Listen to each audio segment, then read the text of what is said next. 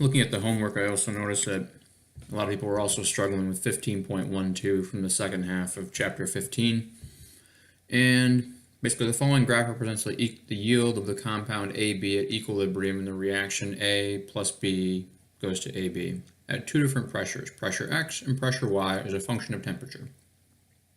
So the first question, is this reaction exothermic or endothermic? And all we need to do to answer that question, right, is just look at what the reaction is. The reaction is A plus B goes to AB. And this graph is just tracking, here's pressure X and here's pressure Y, two different pressures. Here's the concentration of AB versus temperature. And so we notice that as temperature increases, right, as we're increasing in temperature, the concentration of AB gets smaller and smaller and smaller.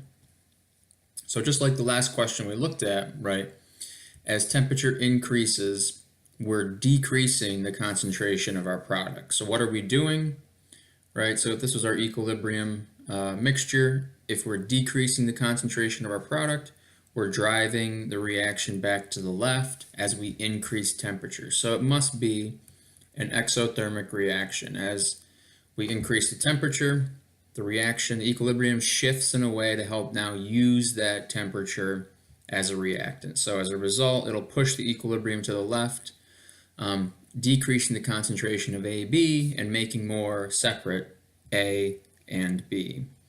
So the answer for the first half of that question is exothermic, and then the next one, which pressure is greater, pressure X or pressure Y? So to look at this, basically we need to look at again, what's our concentration of AB during the course of this graph? And think about, right, here's our, again, I'll just rewrite it. So we've got a clean slate, but here's our equilibrium,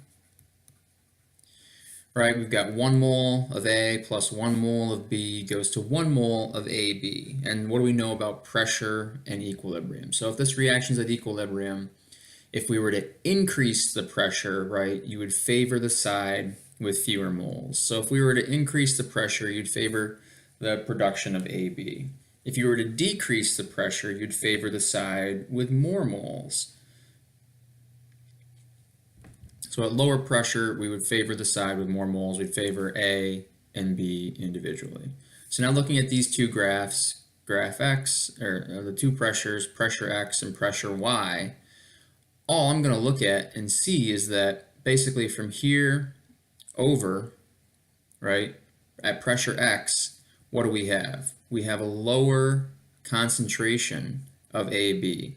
This graph, for the most part, stays underneath pressure Y. So as a result, right, I would think that pressure X has a lower concentration of AB for most of the course of this reaction as a result. And at the end of the reaction, yeah, we're well under the concentration, right? Here's the concentration of AB at pressure X, and here's the concentration of AB at pressure Y. So we've got a much lower concentration of AB at pressure X. And, I said, what direction would the equilibrium move based on pressure? Well, at high pressure, we would favor the formation of AB. We would favor the side with fewer moles. At low pressure, we would favor this formation of A and B separately. So as a result, pressure X must be lower. Pressure X must be lower than pressure Y. Right, we're at a lower pressure here, and as a result, we favor the side with more moles, so we favor the concentration of A and B separately as reactants. As a result, right, if equilibrium lies on the left side of the reaction, we'll have more A and B and less AB. And that's what we see for pressure X. We see a lower concentration of AB.